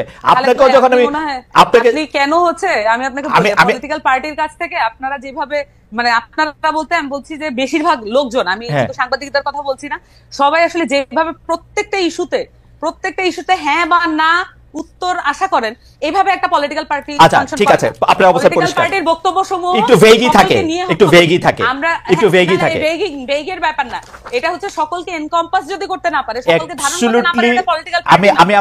আমি আপনাকে সামান্তা, আমি আপনাকে সিউরিটি দিয়ে বলতেছি, আপনি যে এখন যেরকম করে কথা বলতেছেন অ্যাবসলিউটলি এরকম করে বিএনপি এবং আওয়ামী লীগ কথা বলছে গত 53 বছর আমাদের সঙ্গে। আপনি আমাকে একটা এই যে এখন যে বললেন, আমরা ভিডিও দেখাই, আমি ভিডিও না দেখা, আমি আপনাকে বলতেছি তো, আপনি আমি বলছি যে এখানে প্রত্যেকটা ইস্যুতে প্রত্যেকটা ব্যাপারে যখন হ্যাঁ না অবস্থানে যেতে হয়, আমি বলছি হ্যাঁ না অবস্থানটা দায়িত্ব জ্ঞানহীন আচরণ। এইটা যে কেউ বলেছে, এটা আপনি আমাকে দেখায়। আমি বলছি হ্যাঁ না অবস্থান কিছু ব্যাপারে আমরা এমনিতে একটা লাস্ট একটা লাইন বলি, একটা লাইন। আমরা যে সামাজিক, আমরা যদি মানে পলিটিক্যাল পার্টি করে বলে আমরা শুধু রাষ্ট্রীয় অবস্থান নিয়ে কথা বলবো, বাংলাদেশের প্রত্যেকটা ব্যাপারে যে অনেকগুলো বিষয় জড়িত থাকে, এটাকে ডিসকার্ড করে, এটাকে আনএকনলেজ করে, এটাকে ফেলে দিয়ে আমরা এটা করতে চাই না। আমরা মনে করি যে এই বিষয়গুলো জনগুরুত্বপূর্ণ, এগুলো সামাজিক ব্যাপার, এবং সামাজিক ভাবে সলভ করার জন্য যদি রাষ্ট্রীয় কোনো উদ্যোগ নিতে হয়, এবং আমরা মনে করি যে সেটার ব্যাপারে আগ্রহী এবং উদ্যোগ নেওয়া উচিত, আমরা এটা মনে করি। ওকে, থ্যাংক ইউ আপনাকে। আমি একটু দর্শকদের কাছে জানতে চেয়েছিলাম, ধর্ষণ মামলার বিচার 90 দিনের মধ্যে শেষ করতে চান আইন উপদেষ্টা অধ্যাপক আসিফ নজরুল। দর্শক এমন উদ্যোগ বাস্তবায়ন হবে বলে মনে করেন কিনা? হ্যাঁ, এমন উদ্যোগ বাস্তবায়ন হবে বলে মনে করেন শতকরা 65% লোক, শতকরা 35% লোক মনে করছেন যে এমন উদ্যোগ বাস্তবায়ন হবে না। 68,000 মানুষ এখানে ভোট দিয়েছেন। আমি একটু এই ধর্ষণ এবং আইন, মোরাল পুলিশিং, চুরি ডাকাতি, ছিনতাই, নারীর প্রতি আক্রমণ, এই ঘটনা সামনে এসছে। আমি যে প্রফেসর রেজানা স্নিগ্ধা, আপনি এর মধ্যে সরকারের কোনো দায় দেখেন কিনা? বর্তমানে যারা পলিটিক্যাল পার্টিগুলি আছে, আমরা তো তাদের, আপনি কোনো দায় দেখেন নাকি? তাদের অবস্থান, তাদের জায়গা থেকে এগুলি অ্যাড্রেস করা বা না করা, মানুষের নিরাপত্তার ক্ষেত্রে শুধু নারী না, আমরা আসলে খেয়াল করেছি যে যারাই দুর্বল তারা আক্রান্ত হচ্ছেন, সেইটার ক্ষেত্রে সেটা কি হতে পারে? ডক্টর রেজানা স্নিগ্ধা। আচ্ছা, আমি একটা কথা, আপনার প্রশ্ন উত্তরে যাওয়ার আগে একটা কথা বলি। রিফরমেশন, যখন একটা সমাজে, সোসাইটিতে রিফরমেশন হয় না, তখন রিফর্মাররা খুব বোল্ড কিছু স্টেপ নেয়, এবং সেই স্টেপের মধ্যে কিন্তু কোনো দ্বন্দ্ব থাকে না। সেক্ষেত্রে আপনি সেটাকে পলিটিক্যালি বলেন অথবা সেটাকে রিলিজিয়াসলি বলেন। আমি একদম স্পষ্ট দুটো উদাহরণ আমি একদম নির্দ্বিধায় নির্ভয়ে দিতে চাই। যেমন মনে করেন, যখন যেই মুহূর্তে প্রফেট মোহাম্মদ সাল্লাল্লাহু আলাইহি সাল্লাম উনি যখন বলেছেন যে মক্কায় মানে ওই সময় যে হচ্ছিল, কন্যা শিশুকে জীবন্ত কবর দেওয়া হচ্ছিল, ওটা কিন্তু ওখানকার একটা চল ছিল, তিনি কিন্তু সেটাকে স্টপ করেছেন। তিনি কিন্তু ওখানে এমন অনেক কিছু করেছেন এবং সে কারণে কিন্তু ওখান থেকে তাকে বের করে দেওয়া হয়। শুধু তাকে না, আপনি যত রিফর্মার দেখবেন তাদের প্রত্যেকের লাইফে আপনি দেখবেন যে তারা কিন্তু তার যে জায়গাতে অন্যায়ের বিরুদ্ধে প্রতিবাদ করতে। ডক্টর স্নিগ্ধা, এইটা আসলে আমি একটু এটা আপনি আমাকে একটু শেষ করতে দিতে হবে। হ্যাঁ, অবশ্যই আপনি শেষ করেন আপা। এইটা একটু পরিষ্কার করে যান যে অনেকে এটা বলেন যে হ্যাঁ প্রফেট সাল্লাল্লাহু আলাইহি ওয়াসাল্লাম এটা শেষ করেছেন, আবার অনেকে বলেন যে বিবি খাদিজা রাদিয়াল্লাহু আনহু তো তার আগেই সবচেয়ে বড় ছিলেন। তো এটা দুইটাই বলা যায়, উনি এসে স্টপ করেছেন। আমি আসলে ওই জায়গাটা যাচ্ছি না। আমি যেটা বলছি, যখন আপনি রিফর্ম করবেন তখন কিন্তু পপুলিস্ট কাজ আসলে কেউ করে না। আমি এই কথাটা বলতে চাচ্ছি। ঠিক আছে, যেমন মনে করেন, আপনি এরপরে দেখেন যেই মুহূর্তে আপনার রাজা রামমোহন রায়, ঠিক আছে, সতীদাহ প্রথা, এটা কিন্তু ভীষণ রকমের একটা রিলিজিয়াস প্রথা। সতীদাহ প্রথাকে তিনি কি করলেন, সেটাকে তিনি নিষিদ্ধ ঘোষণা করলেন। বা বিদ্যাসাগর যখন বিধবা বিয়ে করলো, তখন কিন্তু সেটাও কিন্তু রিলিজিয়াস সেন্টিমেন্টে ভীষণ রকমের লাগে। তাহলে তারা এই স্টেপটা নিয়েছিল বলেই আজকে কিন্তু আপনি এই জায়গায় আসতে পেরেছেন। এখন আমার প্রশ্ন হচ্ছে, বাংলাদেশে এমন রিফরমেশন হলো যে আমি এখন পেঁচায় পেঁচায় পেঁচায় পেঁচায় কথা বলবো, তাহলে আমার ওই সততা থাকলো না, আমি আমার ন্যায্যতা দিতে পারলাম না। আমি বলে যাচ্ছি, বুলি আওড়ায় যাচ্ছি যে ন্যায্যতার কথা বলবো, ন্যায় বিচারের কথা বলবো, অথচ আমি এইটা বলতে দ্বিধাগ্রস্ত হচ্ছি যে কোনো ব্যক্তির ব্যক্তি অধিকারে, ব্যক্তি স্বাধীনতায় হস্তক্ষেপ করা অন্যায়, তখন আর কিছু বলার থাকে না। That is very unfortunate. কারণ আমরা এই জন্য নয়া বাংলাদেশের স্বপ্ন দেখি নাই, আমরা এই জন্য পার্টিসিপেট করি নাই। ঠিক আছে, আপনি যে প্রশ্ন করেছিলেন, আমি এই জন্য আপনাকে বলেছি যে ব্যাপারটা শুধু আপনি যে কোনো ইস্যুতে নিবেন, রাষ্ট্রে নিবেন, সেটাই কিন্তু কামনীয়। আপনি ডিফরমেশন হচ্ছেন, আপনি দলের কথা বলেন। ঠিক আছে, পৃথিবীর যে কোনো দেশের হিস্ট্রি আপনি যখন দেখবেন, তারা যখন এটা ফরমেশনের মধ্যে দিয়ে যায়, তখন কিন্তু কতগুলো বোল্ড স্টেপ নেওয়া হয়। এই বোল্ড স্টেপ নেওয়াটার সুবর্ণ সুযোগ ছিল বাংলাদেশের হাতে এই মুহূর্তে। সেটা যখন হাতছাড়া হয়ে যায়, তখন স্পিরিট নষ্ট হয়ে যায়। আপনি কি এখানে কি আমরা মমতাজের গান শুনতে বসছি? না, বসি নাই। আমরা এখানে পপুলার হতে বসি নাই। ঠিক আছে, আমরা এখানে ওই কথা শুনতে বসি নাই। আপনার ওই যে কোন র্যাপার বলেছে যে আমি আপনার করি দেখে, আমি গান গাওয়া হারাম দেখে আমি গানের টাকা দিয়ে খাই না, কিন্তু বাড়ি করি। এই আলাপ, এই অযৌক্তিক আলাপের মধ্যে কিন্তু আমরা শুনতে আগ্রহী না। আমরা একটা যৌক্তিক, একটা ন্যায্যতা, অন্যায়ের বিপক্ষে গল্প করা, কথা বলা, এরকম সৎ সাহসিকতা দেখতে চেয়েছি। আপনি আমাকে এটা একটু বুঝায় বলেন, আমি এটা একটু বুঝতেই চাই। যে প্রশ্নটা আপনি আমাকে করেছিলেন, সে প্রশ্নের উত্তরে আমি একটা কথা বলতে চাই। যে আপনি যে বললেন, খালেদ ভাই, আপনি আপনার প্রশ্নটা আরেকবার করেন। আচ্ছা, আমি আপনাকে বলতে চাইছিলাম যে এইটা যে সরকারের বা রাজনৈতিক দলগুলির মধ্যে আপনি আসলে এই যে মোরাল পুলিশিং বলেন, ব্যক্তির অধিকার ক্ষুণ্ণ করার কথা যেটা আপনি বললেন, বা দুর্বলের প্রতি আক্রমণের কথা বলেন, শুধু নারীর প্রতি না, যে কোনোভাবে, যে যখন সংখ্যালঘু, সে যদি এখন আদিবাসী হয়, সে যদি এখন গরিব মানুষ হয়, সে যদি এখন পাহাড়ি হয়, মানে সে যেরকমই হোক, মানে তার নারী হইতে হবে না, সে দুর্বল হইলেই যে তার প্রতি আক্রমণ। এখানে একটা কথা বলি, এই যে টার্মটা আছে না, কোড অ্যান্ড কোড সংখ্যালঘু, এটাও না খুব মজার। কেন জানেন? বাংলাদেশে 51% নারী, তারপরও নারীর অধিকার বিবেচনায়, নারীর জীবন বিবেচনায় সে তো মাইনরিটি হয়ে আসে। তার মানে কি? সংখ্যালঘুত্ব আসলে কি জিনিস? সংখ্যালঘুত্ব হচ্ছে তার অধিকার, তার স্বাধীনতা, তার চলাফেরার জন্য আপনি যেই সিস্টেমেটিক আপনি একটা বৈষম্য করে রেখেছেন, সেটার কথা বলা হচ্ছে, তাই না? রাজনৈতিক দলগুলো আমি এখানে কোনো একক রাজনৈতিক দলগুলো বলবো না। শোনেন, গত 53 বছর ধরে হয়েছে কি, আওয়ামী লীগের কে ধরছিল হচ্ছে জামাত শিবির ভাইরাস, যা কিছু দেখতো তারা বলতো শিবির জামাত। এখন এদের কি হয়েছে? এদেরকে আওয়ামী ভাইরাস ধরছে। কোনো কিছু হলেই আপনি বলেন এটা আওয়ামী লীগ করছে। আমরা জানি না এটা, আমরা কি এটা জানি না? আমরা তো বাংলাদেশের 15 বছরের এই গল্পটা জানি না। রাইট, বাংলাদেশের রাজনৈতিক বাস্তবতার মধ্যে আসলে আমি এটা করতে পারি নাই বা আমি এটা পারি না, এটা বলার কোনো চল নাই। এটা আওয়ামী লীগ ভুল করছে, আওয়ামী লীগের সময় এটা জামাত এবং বিএনপির উপরে দোষ চাপানো, এটা এরকমই ছিল। কিন্তু আমি প্রশ্নটা একটু করি ডক্টর স্নিগ্ধা, আমার এই পর্যায়ে আপনার কাছে প্রশ্ন হচ্ছে যে আপনি বলছেন নয়া রাজনৈতিক বন্দোবস্তের মধ্যে আপনি একটা স্বপ্ন দেখতেছিলেন, কিন্তু নয়া রাজনৈতিক বন্দোবস্তের মধ্যে আপনি কোন জায়গায় এটা পাইছেন যে ব্যক্তি অধিকার ক্ষুণ্ণ করা হবে না, বা ব্যক্তি অধিকার ক্ষুণ্ণ বলতে আমরা যেটা বুঝতেছি সেইটা আমরা বুঝতেছি। আমি তো সামান্তার কথা স্পষ্ট বুঝতে পারতেছি যে সামান্তা কি বলতে চাইতেছে, এনসিপি কে আমার বোঝা হইতেছে, কিন্তু এর মধ্যে দিয়া ওরা বলতে চাইতেছে এগুলো আমরা অ্যাড্রেস করবো না। আপনি এগুলো অ্যাড্রেস করলে, আমি যদি এগুলো অ্যাড্রেস করি, সামান্তা একটা প্রশ্নের ঠিক মানে সোজা জবাব দিচ্ছে না, সামান্তা এটাকে ঘুরায়া পেঁচায়া জবাব দিতেছে। কারণ হচ্ছে যে সে জানে তাকে পলিটিক্স করতে হবে, সে আমি যাকেই জিজ্ঞেস করি সে এরকম করেই বলবে, কারণ এটার মধ্যে তার ব্যক্তি অধিকারে ঘোষণা কইরা যে রাজনৈতিক বন্দোবস্তের জায়গা, সেটার জন্য আমরা তৈরি কিনা সেই প্রশ্ন আগে, ওরা তৈরি কিনা সেই প্রশ্ন করার আগে। আপনার সেরকম মনে হয় না যে কেন কেন ব্যক্তি অধিকারের প্রসঙ্গটা আপনি কোথায় পাইলেন? কোথায় ওরা বলছে যে ব্যক্তি অধিকার নিশ্চিত করবে সবার? বলে নাই তো। আমি কিন্তু এখানে এখানে কোন নাগরিক পার্টিকে এনসিপি কে প্রশ্নটা করিনি। আমি বলেছি যে স্পিরিট থেকে আমরা এই যে একটা অভ্যুত্থান, বাংলাদেশে তো একটা অভ্যুত্থান হয়েছে, গণ অভ্যুত্থান হয়েছে, সেই অভ্যুত্থানের একটা স্পিরিটের কথা আমি বলছি। যে অভ্যুত্থান আমাকে স্বপ্ন দেখাইছিল, তখন কিন্তু কেউ বলে আমাদের রাস্তায় বলছিল না যে তোমার ওড়না ঠিক আছে কিনা। ওড়না ছাড়া মেয়েটা যখন বুকটা পেতে দিয়ে তার একটা অপরিচিত পুরুষকে যখন বাঁচাইছিল প্রিজন ভ্যানের সামনে থেকে, তখন কিন্তু কেউ প্রশ্ন করে নাই মাহারাম আছে কি নাই।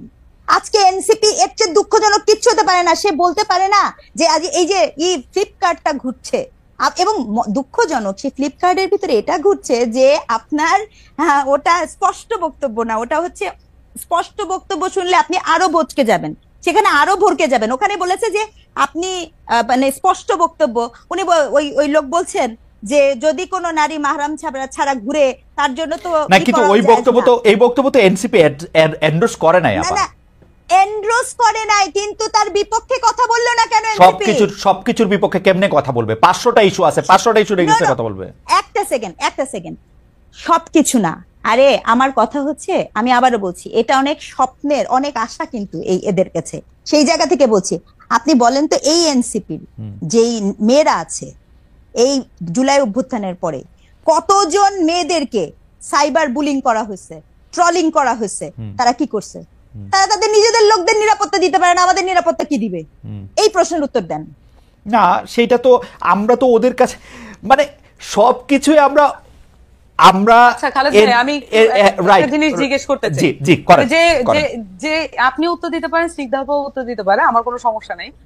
প্রশ্নটা হচ্ছে ব্যক্তির স্বাধীনতার মাত্রা কতটুকু? কি কি এটার ব্যক্তি স্বাধীনতার কোনো মাত্রা নাই সামান্তা। আমার উত্তর আমি দিলাম, ব্যক্তি স্বাধীনতার কোনো মাত্রা নাই। ব্যক্তি স্বাধীনতা দিয়ে বুঝবে একটা ক্রাইম করা পর্যন্ত আপনার জন্য সিআরপিসি আছে, পেনাল কোড আছে, এর বাইরে যদি সে কোনো কিছু করে সেটা আইনভাবে ব্যবস্থা নেবে। একটা ব্যক্তির স্বাধীনতা কত সালের পেনাল কোড আপনি নতুন করে করেন, আপনারা ক্ষমতায় আসেন, নতুন করে করেন, যেটা এক্সিস্টিং আছে সেটার কথাই। এখনকার পেনাল কোড কত সালের? এখনকার পেনাল কোড কত সালের মানে কি? পেনাল কোড তো পেনাল কোড, পেনাল কোডের তো প্রতিদিন পেনাল কোডের মধ্যে অনেক চেঞ্জ আছে। এটা 1858 সালে এই যে শেখানো পড়ানো বুলির পাশাপাশি এইটাও শোনেন, 1858 সালে যে পেনাল কোড আছে, বাংলাদেশে প্রতিদিন নতুন নতুন করে যে আইন এনাক্টেড হয়েছে গত 54 বছরে, তার মধ্যে ওই পেনাল কোডের আইনগুলি চেঞ্জ হয়েছে। গড়ে বইটা 1858 সালের, কিন্তু বাংলাদেশের হওয়ার পরে যত আইন, হ্যাঁ সবগুলি চেঞ্জ হয়েছে। হ্যাঁ, তো যাই হোক, সেইটা এইটা এখন যে জায়গায় দাঁড়ায় থাকে। আপনি যে উত্তরটা দিচ্ছেন এটা কি মানে যে ব্যক্তি স্বাধীনতার যে সংখ্যাটা আপনি দিচ্ছেন, স্নিগ্ধাপা একটু সাইলেন্ট আছেন, অসুবিধা নাই, কিন্তু এই যে ব্যক্তি স্বাধীনতার যে ফরম্যাটটা বলছেন এটা কি যথেষ্ট ক্লিয়ার কাট হয়েছে কিনা? আপনার কাছে কি মনে হয়? আপনার কাছে কি মনে হয়? আমি বলছি ব্যক্তি স্বাধীনতার ক্ষেত্রে আমি উত্তর পাইনি। আপনি আমাকে আবার জিজ্ঞেস করেন প্রশ্নটা, এটা আমি আগে উত্তর দেই। ব্যক্তি স্বাধীনতার প্যারামিটার মানে এই আপনি মাত্র আমারে জিজ্ঞেস করছেন, আমি স্পষ্ট বলছি ব্যক্তি স্বাধীনতার কোনো সীমাবদ্ধতা নাই। ব্যক্তির স্বাধীনতার সীমা হচ্ছে, ব্যক্তির স্বাধীনতার সীমা হচ্ছে একটা ক্রাইম করা পর্যন্ত। যেমন ধরেন আমার ব্যক্তি স্বাধীনতা হচ্ছে, আমি বুঝি নাই কায়েম করা মানে, বুঝি নাই। আমাদের খাতা কলমে যেটাকে ক্রাইম হিসেবে গণ্য করা আছে, যেমন ধরেন আমার ব্যক্তি স্বাধীনতা নাই আপনাকে একটা টোকা দেওয়ার জন্য, এই টোকাটা একটা ক্রাইম, আমার এটা ব্যক্তি স্বাধীনতার মধ্যে পড়ে না। আমি আপনাকে এটা টোকা দিতে পারবো না, কিন্তু আমি আমাকে টোকা দিলেন, আমি মনে করলাম এটা একটা ক্রাইম, তাহলে আমি কি করব? না, মনে করলেন না, আমি টোকা দিতে পারবো না, টোকা দেয়াই ক্রাইম। আমি মনে করলাম যে এটা একটা ক্রাইম, সেইটাই তো আমি তো বললাম যে টোকা দেয়া তো আসলেই ক্রাইম, আমি আপনাকে টোকা দিতে পারবো না, কিন্তু আমি নিজে নিজে রাস্তায় দ্বারা খাইতে পারবো, এটা আমার ব্যক্তি স্বাধীনতা। রমজান মাস হলো, এটি তো তাহলে তো ক্লিয়ার হয়ে গেল। হ্যাঁ। মানে এই বিষয়গুলো দেখুন, আপনি আর আমি যখন আলাপ করতেছি তখন কিন্তু একটা আলাপের মধ্য দিয়ে এটা একটা মধ্যস্থতা হয়ে যাচ্ছে। কোনো মধ্যস্থতা হয় নাই, আপনি কিন্তু আমার কথা বুঝতেছেন না সামান্তা, আমার কথা বুঝতেছেন না। আমার কথা আপনি বুঝতেছেন না। আমি আর একটু ভালো করে বলি, যেমন আপনার সাথে আমি যখন আলাপ করতেছি, যখন আমরা 3 জন মিলে আলাপ করব, আমরা যখন 10 জন মিলে আলাপ করব, কোনো না কোনো বিষয় এটা মধ্যস্থতা এবং এটা কমন গ্রাউন্ডে আসতে স্বাভাবিক। কিন্তু যখন একজন লোক হাতে একটা বেত নিয়ে একজন লোককে কান ধরে উঠবস করে, তার পাওয়ার শো করে, এটার কোনো সমতা নাই, এটার কোনো আর্গুমেন্ট নেই, এটা কোনো আলোচনা না। এটা হচ্ছে একজন লোক তার পাওয়ার শো করে আরেকজন লোককে ডমিনেট করতেছে, এটা হচ্ছে এই জিনিস। তার মানে এটা পরিষ্কার ভাবে এটা অন্যায়, এটা করা ঠিক হয় নাই। এবং এইটার ব্যাপারে আমি জানতে চাইছিলাম, এটার ব্যাপারে এনসিপির কি অবস্থা? না না, এটা এনসিপির অবস্থান তো আমি বললাম, এর চেয়ে ক্লিয়ার আর কোন মানে আপনারা দুইজনই আমাকে বেশ একটা ট্রায়ালের মধ্যে নিলেন যে আমি কোনোভাবেই এটা ক্লিয়ার অ্যান্সার দিচ্ছি না। How can I be clear more than this? যে আমি বারবার বলতেছি যে এইখানে একটা লোক বারবার তাকে ডমিনেট করার চেষ্টা করতেছে, ক্লিয়ার ডমিনেশন, যেটা কোনোভাবে সমতা নাই। এখন ধরেন আমরা যখন আমাদেরকে এখানে বলা হয়েছে আমরা ফাইট করছি ইয়ার সাথে, মানে আওয়ামী লীগের সাথে, এটা একটা অসম লড়াই ছিল। আমাদের ছেলেপেলের হাতে ছিল লাঠি আর ওখানে ছিল বন্দুক আর উপর থেকে এয়ার স্ট্রাইক। তাহলে এটা কিভাবে সমতার ভিত্তিতে? এটা তো লড়াইও না, এটা হচ্ছে পুরো খুন করার জন্য একেবারে আক্রমণ।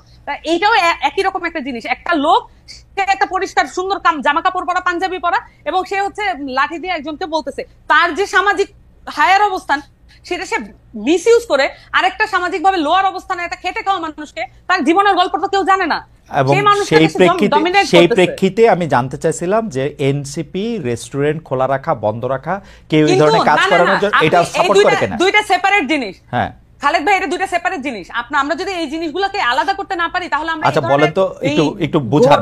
না না, এটা আলাদা জিনিস। আমি বলি, একটা জিনিস হচ্ছে যে আমি যখন বললাম যে আমি ঘটনাটা যখন বললাম যে এখানে একটা মানুষ ডমিনেট করতেছে আর একটা লোককে এবং তাকে শারীরিক ভাবে আহত করছে, এটা একটা বিষয়, এটা আলাদা। এবং সেই সাথে আপনি বলতেছেন তাহলে কি এনসিপি পুরো একদম রমজান মাসে কি করা মনে করে? এনসিপি কি ধর্মভিত্তিক রাজনীতি দল? এনসিপি কি মনে করে যে এই আলেমদেরকে একদম প্রত্যেকটা ধর্মের প্রত্যেকটা বিষয়ে তারা ফতোয়া দিবে? আমরা কি বলছি যে আমাদের যে আত্মপ্রকাশ, রমজানের দোকান খোলা থাকবে কি থাকবে না? রমজানের দোকান খোলা থাকবে কি থাকবে না? এখন আমি না আমি বলি এটা কিভাবে নিশ্চিত করতে হবে? আপনারা বলবেন যে এটা আপনাদের উইশ ধরনের যা থাকবেন, আপনার কি ইচ্ছা? আমি আমার উইশ বলতেছি, আপনি কি আমাকে বলতে দিবেন? আপনি বলতেছেন তো, বলেন। আমি বলতেছি তো, এখানে ক্লিয়ারলি এখানে ইসলামের মধ্যে এবং নানান ধর্মের মধ্যে অনেক ধরনের ফ্যাকশন আছে, অনেক ধরনের বিষয় আছে। প্রত্যেকের রিপ্রেজেন্টেশন নিশ্চিত হয়, এমন করে বোর্ড গঠন করে দিক, এমন ভাবে বোর্ড গঠন করে দিক যেখানে এই যে তাত্ত্বিক আলাপটা হোক। সেটার জন্য তো আমরা ওয়েল ইকুইপ না। আমাদেরকে যদি ফ্যাসিলিটেট করতে বলে, আমাদেরকে যদি জনতা সেই দায়িত্ব দেয়, আমরা সেটা করব। সকল পক্ষ থেকে আমরা আলেমদেরকে নিয়ে আসবো, এক বোর্ডে বসেন, আপনারা সিদ্ধান্ত নেন এটা কি হবে। কিন্তু যে কোনো একটা পার্টি এটা হ্যাঁ না বা এটা বলে দিল আর সেটাই হচ্ছে ওই বাংলাদেশের রুলস হয়ে যাবে। ধরেন জামাত বলছে যে এটা করা, আমি বলতেছি জামাত বলছে এটা করা উচিত না, আমরা বলতেছি এটা করা উচিত, তাহলে বাংলাদেশের জনগণ কি করবে? কার কথা শুনবে? যে পার্টি করে সেই পার্টির কথা শুনবে। তাহলে বিভাজন আরো স্পষ্ট করি। আপনারা এটা বোর্ড করে দেওয়ার পক্ষে যারাই আলোচনা করবে এবং সেটার মধ্যে আলেমরা থাকবে। আমরা মনে করি স্পেশালাইজ যে কোনো বিষয় যখন এইটার মধ্যে আপনি মনে করতেছেন যে আমি মনে করতেছি যে এটা, আমি মনে করি সেটা আপনি মনে করতেছেন এটা স্পেশালাইজড বিষয়? আমি বলতেছি ভাই, এটা স্পেশালাইজড বিষয়। আমি মনে করতেছি এটা স্পেশালাইজড বিষয় এবং এইটা আমি রাস্তায় খাবো কি খাবো না, মানে রেস্টুরেন্টে খাবো কি খাবো না, এটা স্পেশালাইজড বিষয়। এটার সাথে এটা সম্পর্ক না। এখানে দেখবেন যে রোজা অমুক তমুক অনেক কিছু নিয়ে আসছে এখানে কনসেপ্টের সাথে। আপনি যখন প্রশ্ন করছেন এখন আপনি আরো বেশি সিম্পলিফাইড করে ফেলতেছেন। আপনার প্রশ্নটা প্রথমে এটা ছিল না, আপনি এখন মানে এটাকে কম্প্রোমাইজ করতেছেন আপনি তর্কে জিতার জন্য। আমি বলতেছি যে সামান্তা এই যে শুনেন সামান্তা, এই তর্কে জিতা জাতীয় কথা আমারে বললেন না। আপনি তর্কে জিতছেন, 100-তে 99 পাইছেন। আপনার কথা আমি বুঝতে পারছি, থ্যাংক ইউ। আমি ডক্টর স্নিগ্ধার কাছে যাই। ডক্টর স্নিগ্ধা, আমি জনাব আমি সামান্তা শারমিনের কথা আমি বুঝতে পারতেছি। তারা বলতেছেন যে এই দায়িত্ব তারা কেন নিবেন, যে এই দায়িত্ব তারা যে একটা ঘোষণা করবেন। এটা আমি বলি নাই। আচ্ছা, আবার বলেন কি বলছেন? না না, আপনি থাকবে তার মানে আমার কথা আবার রিওয়াইন্ড করে দেখা যাবে না।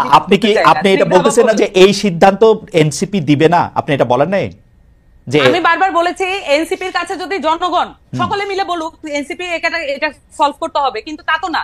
এক একটা পলিটিক্যাল পার্টি, এক একটা জনগোষ্ঠী এক একটা পলিটিক্যাল পার্টি করে। তাহলে এই যে এতগুলো মানুষের দায়িত্ব তো আমরা যদি নিতে চাই তাহলে আমাদেরকে তো ফর্মালি দিতে হবে। তাহলে আমরা সকলকে মিলে এটা বোর্ড গঠন করে আমরা এই সমাধানগুলো দিয়ে দিই। কিন্তু আমাদের রাষ্ট্রীয় কাঠামো আছে, আমাদের ইসলামিক ফাউন্ডেশন নাই। এই সমস্যাগুলো সমাধান করা কি ইসলামিক ফাউন্ডেশনের দায়িত্বের মধ্যে পড়ে না? তাহলে আমরা যে ট্যাক্সের টাকা দিয়ে এই প্রতিষ্ঠানগুলো চালাই, তাহলে আমরা কেন ট্যাক্সের টাকাটা নষ্ট করি? ওকে, আমি আর কিছু বলতে চাই না, মোটামুটি এটা রিওয়াইন্ড করে দেখা যাবে। আচ্ছা, প্রথম কথা হলো যে ইসলামিক ফাউন্ডেশনের প্রসঙ্গটা যখন আসছে, ইসলামিক ফাউন্ডেশনের কথাতে আমরা জানি যে ইসলামিক ফাউন্ডেশন এসব ক্ষেত্রে আসলে ওই মানে স্পষ্ট অবস্থান নেয় না। আমরা একটু ডক্টর রিজনের কাছে আসতে চাই যে এটা নিয়ে আসলে অন্য একটা বিষয়ে আপনার একটু দৃষ্টি আকর্ষণ করতে চাই যে যৌন হয়রানি রোধে শিক্ষা প্রতিষ্ঠান ও কর্মস্থলে সেল গঠনের নির্দেশনা ছিল উচ্চ আদালতের। এই নিয়ে আপনি গত বছর ডয়েচে ভেলেকে বলেছিলেন যে আমাদের বিশ্ববিদ্যালয়ে কমিটি থাকলেও তার ঠিকমতো কাজ করে না, কমিটির সদস্যরাই বিষয়টি ঠিকমতো বোঝেন না। এখন পরিস্থিতির কোনো উন্নতি হয়েছে কিনা? আচ্ছা, না এটা শুধু আমি আমাদের বলি না, আমি মানে স্পষ্ট করি, যৌন নিপীড়ন বিরোধী সেলটি আপনার হাইকোর্টের রায় হয়ে আছে, সেটি কিন্তু সকল প্রতিষ্ঠান, সরকারি শুধু শিক্ষা প্রতিষ্ঠান না, সব জায়গায় থাকার কথা। দুঃখজনক হলো এটা 2009-এর রায়, কিন্তু এখন পর্যন্ত এটা আছে নাই। কারণ কি, যৌন নিপীড়ন কাকে বলে, যৌন হেনস্থা কাকে বলে, সেই আইডিয়াই তো পরিষ্কার নাই। সেক্ষেত্রে না মানে আপনি বলেন তো, যৌন এই যে আমরা একদিকে বলি 2025-এ আমরা একদিকে বলি গুড টাচ ব্যাড টাচ, আরেকদিকে আমরা দেখি যে একজন শিশুকে আপনি প্রকাশ্যে চুমু খেয়ে যাচ্ছেন। হ্যাঁ, এই যে আলাপ, হ্যাঁ, অথবা আমরা এটা কেন ভাবি না যে নারী বা পুরুষ যে কেউ হোক তাকে টাচ করার ব্যাপারে কিন্তু সম্মতি প্রয়োজন, মানে forget about gender. Doctor Sinha, এইটা কি আপনি একটা ওয়েস্টার্ন সানগ্লাস দিয়ে দেখে কি এটা বলতেছেন? এক এক দেশের বাস্তবতা বা এটা তো এক এক রকম। না না না না না, এখানে অফকোর্স আপনি কালচারাল রিলেটিভিজম বলেছেন, তো এখানে কোনো ওয়েস্টার্ন সানগ্লাসের গল্প না। আপনি আমাকে ওয়েস্টার্ন বা ইস্টার্ন তো আরো বেশি, ফরগেট অ্যাবাউট ওয়েস্টার্ন। ইস্টার্নে আপনি খেয়াল করে দেখেন তো, কবে কখন এরকম আছে যে আপনি কাউকে দেখলেই তাকে ছুঁয়ে ফেলতে পারবেন? ছোট বাচ্চাদের তো আমরা কোলে নেই, ছোট বাচ্চাদের তো আমরা কোলে নেই রাস্তায়। আচ্ছা, এখানে আমি আপনাকে একটা কথা বলেছি, কোনো কিছু যদি কালচারের মধ্যে, আমি একদম নির্লিপ্তভাবে একজন নির্বিজ্ঞান হিসেবে বলি, কোনো কিছু যদি আপনার কালচারে থেকে থাকে এবং সেটি যদি আপনার এই ধরনের মানে অন্যায়ের দিকে ধাবিত হয়, সম্ভাবনা তৈরি করে ক্ষতিগ্রস্তের, তাহলে সেটি আপনার কালচারে থাকলেই সেটি জায়েজ। গল্পটা তো তা না খালেদ ভাই। যেমন আপনাকে আমি একটু স্পষ্ট করি, আপনি কি জানেন না কত শত এক্সাম্পল দেয়া সম্ভব? আপনার গবেষণা কি বলছে যে এই যে শিশুরা, একজন শিশু তার পরিবারেই নিরাপদ হচ্ছে না, এই শিশুর কিন্তু প্রথম শত্রুটা, এটা কিন্তু একটা খুব সিরিয়াস ডিসকাশন।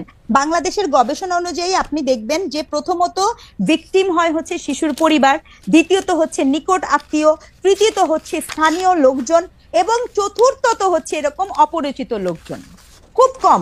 তাহলে এই যে শিশুর পরিবারের থেকে এই ঘটনাগুলো যে ঘটছে, কেন ঘটছে? তার কারণ আপনি যে কালচারাল প্র্যাকটিস, আমরা যখন কাজ করি, গবেষণা কাজ করি, বিশ্বাস করেন ম্যাক্সিমাম ক্ষেত্রে দেখা যায় যে আদর করতে বলে তাকে যৌন হেনস্থার শিকার করা হয়। এটা তো একটা গবেষণার ফলাফল, এখানে কোনো ইস্টার্ন ওয়েস্টার্নের ব্যাপার তো নাই। এক, দুই, আপনাকে আরেকটা কথা বলি, এই যে আলাপটা আপনি হাইকোর্টের কথা বলছেন, আপনি দেখেন, আমার বলতে কোনো দ্বিধা নাই, এই যে এখন সবাই এই যে ঘটনাটা ঘটেছে, এটা তো খুনের শাস্তি, ফাঁসি হবে। এটা কিন্তু আমি আবার রিপিট করেছি, অ্যাটেম্পট টু মার্ডার, খুনের শাস্তি, এটা ফাঁসি হবে। কিন্তু আমরা কি এই আইনটা কখনো করতে পেরেছি যে ধর্ষকের বা এই ধরনের ইস্যুতে এটা জামিনযোগ্য অপরাধ হবে না? ধর্ষণের ক্ষেত্রে এটা আপনি জামিনযোগ্য অপরাধ হিসেবে গণ্য হবে না। শুধু এতটুকু করেন, দেখবেন মানে অনেক কিছু মুশকিলে আসান হয়ে যাবে। কিন্তু ওদিকে আপনি হাঁটেন না কেন? এটার জন্য তো আপনাকে একাডেমিক স্কলার আছে, গবেষণা করে, তাদেরকে বসান, আলাপ করেন, দেখেন সিচুয়েশনটা কি হয়, তারপরে না আমরা এদিকে যাব।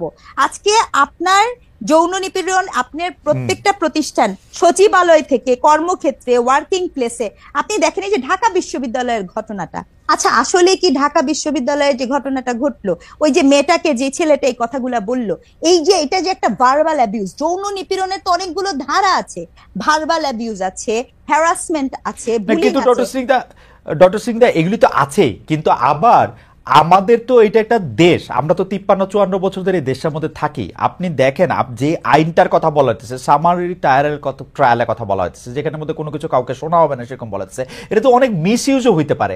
আপনি আমাকে পছন্দ করেন না, আপনি আমাকে জানেন না, আমি আপনার সামনে দিয়ে হাইটে গেলাম, আপনি বললেন আমি আপনাকে ভার্বাল অ্যাবিউজ করছি। যদি বাংলাদেশের আইনটা আমাকে প্রোটেকশন না দেয় আমি কই যাব বলেন? আচ্ছা আচ্ছা, না এখানে একটা বিষয় থাকে, ভার্বাল অ্যাবিউজের তো আপনার তো অপরাধগত মাত্রা থেকে আপনি শাস্তি দিবেন, তাই না?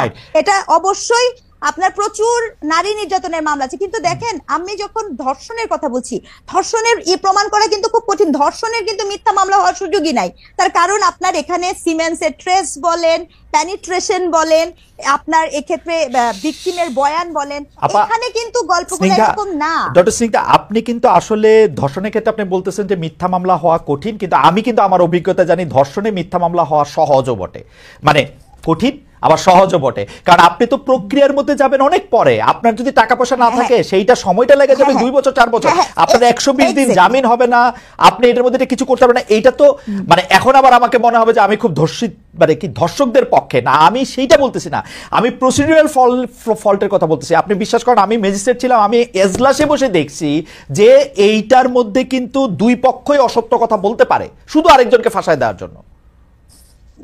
অবশ্যই অসত্য কথা বলতে পারে খালেদ ভাই, কিন্তু সেক্ষেত্রে আপনার কি করতে হবে, আপনি যদি এই মামলাগুলোকে দ্রুত বিচার ট্রাইব্যুনালে নিয়ে আসেন এবং এক্ষেত্রে খুব অ্যাক্টিভ রোল প্লে করতে পারে আমাদের ট্যাক্সের টাকায় চলা সমাজ কল্যাণ মন্ত্রণালয়। গত 53 বছর ধরে এই মন্ত্রণালয়টা আসলে করে কি আমাকে একটুখানি বুঝায় বলেন।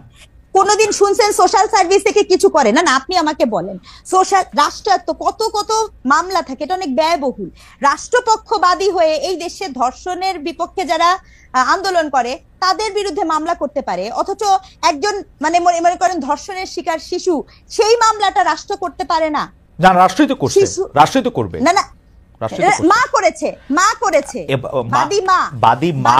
বাদী মা হলো ক্রিমিনাল কেসের ক্ষেত্রে সবগুলিতে রাষ্ট্রই আসলে ওই বাদীর পক্ষে। এটা এখন বাদী চাইলেও, বাদীর মা চাইলেও এটা কিন্তু প্রত্যাহার করতে পারবে না, রাষ্ট্র সেখানে বাদীর পক্ষে দাঁড়িয়েছে। এখন আপনি কেসটা দেখবেন, কেসটা দেখবেন জনৈক এক্স বনাম রাষ্ট্র। এখন হ্যাঁ হ্যাঁ, জনৈক এক্স বনাম রাষ্ট্র, কিন্তু আমার বক্তব্য হচ্ছে যে কেন ওইটা তো একটা ব্যয়বহুল প্রক্রিয়া, ওইটা তো একটা চলমান প্রক্রিয়া, সেই প্রক্রিয়াটাতে আমরা কি আমাদের সোশ্যাল সার্ভিসকে এক করতে পারি কিনা?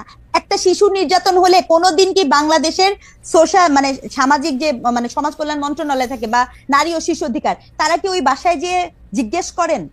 মানে এটা তো খুব স্বাভাবিক প্রক্রিয়া। রাস্তায় যে মানুষরা আপনার রাস্তায় থাকে, সেই মানুষগুলোর জন্য আপনি আমাকে বলেন এই যে শেল্টার হোম বা এগুলো কাদের করার কথা? এই বিষয়গুলো কার করার কথা?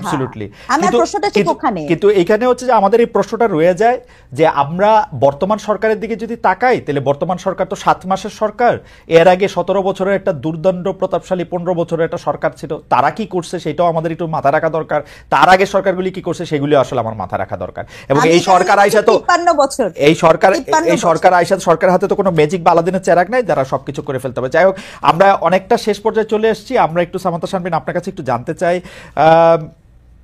মানে হয়েছে কি সামান্তা, আমি আপনাকে একটু নিশ্চয়তা দিতে চাই, আমি কিন্তু আপনাদের শত্রু না, মানে আমরা যারা আপনাদেরকে প্রশ্ন করি যে তারা শত্রু না, তো সেইটা আপনাকে একটু এনশিওর করতে চাই যে আমরা প্রশ্নই করি হচ্ছে যে আপনাদের অবস্থানটা জানার জন্য, হ্যাঁ, ক্লিয়ার হওয়ার জন্য।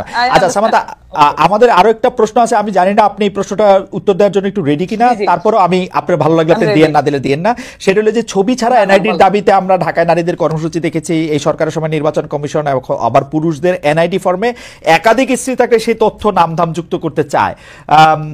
গত কয়েক মাসে বহু বিবাহের পক্ষে অনেক প্রচারণ আমরা সোশ্যাল মিডিয়ায় দেখছি। তারাও হাসিনা বিরোধী ছিল, আমরা এটা বলবো, জুলাই আন্দোলনে অবদান রেখেছে, এটা তারাও ফোকাস করতে চায়। এসব বিষয়ে কি কোনো আপনারা কোনো অবস্থান নিতে চান, নাকি এসব ক্ষেত্রে আপনারা একটা বোর্ড করতে চান এবং বোর্ড নিয়ে আপনারা? না, এক্ষেত্রে ব্যাপারটা বেশ কমপ্লিকেটেড, এক্ষেত্রে আসলে স্পষ্ট করা যাবে, তবে আমাদের পার্টিগত জায়গা থেকে আমরা এই বিষয়টা নিয়ে এখনো আলাপ আলোচনা করিনি, বিশেষত আমাদের পার্টিগত জায়গা থেকে যেহেতু আমরা অল্প কয়েকদিন হয়েছে এই বিষয়গুলো নিয়ে ভাবার সুযোগ বা ওই ফোরামে উত্থাপিত হওয়া, সেই কাজগুলো হয়নি। আশা করি যে এটা পরের বার উত্তর দিতে পারবো, আলাপ না হলে পার্টি অবস্থানটা বলা খুব কঠিন। আচ্ছা, তাহলে এইটা একটু বলেন, এইটা একটা আপনার জন্য বলা হয়তো এখন সহজ। জুলাই আন্দোলনের কৃতিত্ব ভাগাভাগির দ্বন্দ্ব প্রকাশ্যেই আছে এখন, এছাড়া নানা ট্যাগ দিয়ে আপনি এটা জানেন যে জুলাইয়ের মিত্র এক পক্ষ আরেক পক্ষকে খারিজ করতে চাইছে, বিশেষ করে মানে অগাস্ট থেকে বলা হয়তো স্বৈরাচারের দোসর, এখন আবার বলা হইতেছে শাহবাগী। আপনি বাস্তবতাটা জানেন, আমরা ইয়াতে না যাই, এটা একটা নতুন অস্থিরতা তৈরি করতেছে এই শাহবাগ শাপলা এই বিভাজন। এটা আপনারা কিভাবে এটা ডিল করবেন, যেখানে আমরা দেখতেছি যে শাহবাগেরও একটা বড় অংশ আপনাদের পক্ষে ছিল, মানে শাহবাগের বড় অংশ মানে কি শাহবাগী যাদেরকে আমরা বলতেছি, আবার শাপলা থেকেও একটা বড় অংশ আপনাদের পক্ষে অবস্থান নিয়েছে। এটা ডিল করার ক্ষেত্রে আপনারা কি করবেন এখন? দেখুন, এটা ডিল করার জন্য আমাদের যেটা দরকার, যে আমরা যেটা বলছিলাম যে আমরা মধ্যপন্থী দল, এবং বেশিরভাগ দেখা গেছে যে অনেকে এটা একসেপ্ট করেছেন, কিন্তু আবার অনেকের মধ্যে প্রশ্ন হচ্ছে তাহলে মধ্যমপন্থার দল তো অনেক দলে আছে, তাহলে এটা আবার নতুন কোন মধ্যমপন্থা? তো আমরা যেটা করতে চাই, যেটা আমাদের ইচ্ছা এবং যেটা হচ্ছে আমাদের পার্টিগতভাবে আমরা মনে করি যে বাংলাদেশের জন্য ভালো হবে, সেটা হচ্ছে যে একটা মধ্যমপন্থা হতে পারে যে আপনি কোনো ধরনের আর্গুমেন্টে গেলেন না, কোনো ধরনের বিষয়কে আপনি একনলেজ করলেন না, এবং আমি যেটা বললাম যে বিভিন্ন সময় আমি বলেছি কমিশন গঠন এবং ফর্মালাইজ করা, যে কোনো আর্গুমেন্টকে ফর্মালাইজ ওয়েতে ডিল করা, এবং যাতে করে রেসপন্সিবিলিটি থাকে ওইসব আর্গুমেন্টের প্রতি। তো সেই জায়গাগুলোকে নিশ্চিত করার জন্য একটা বিষয় হচ্ছে যে এই বিষয়গুলোকে এড়িয়ে যাওয়া, একেবারেই এড়িয়ে যাওয়া, কোনো আর্গুমেন্টে না যাওয়া, কোনো ধরনের বিভাজিত করার জন্য যে কোনো কথাকেই এড়িয়ে যাওয়া। আরেকটা মধ্যমপন্থা হতে পারে যে আপনি এই আর্গুমেন্ট গুলোতে ঢুকবেন এবং আপনি এটার মধ্যে রেসপন্সিবল অ্যাটিটিউড করবেন, সেই সাথে যা যা করা দরকার আপনি সকল পক্ষকে একসাথে আনার জন্য মিডল গ্রাউন্ড হিসেবে ওয়ার্ক করবেন। এখন আমাদের পার্টিগত জায়গা থেকে আমরা মনে করি second option is better for Bangladesh. এবং বাংলাদেশে অনেক রকমের খুব প্রান্তিক আইডিয়ার কিছু মানুষ আছে, মানে আপনি যেটাই বলেন, ধরেন এখানে যদি বলি নারী প্রসঙ্গে খুবই দেখবেন যে খুব অল্টারনেটিভ এক্সট্রিমের অনেক ধরনের মতামত আছে, তাহলে এই মানুষগুলোকে তো আপনার একত্রে আনতে হবে।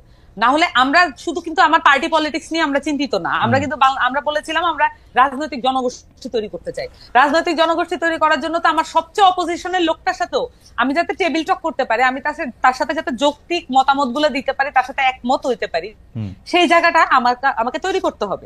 পার্টির জায়গা থেকে আমরা এই দায়িত্বটা নিয়েছি।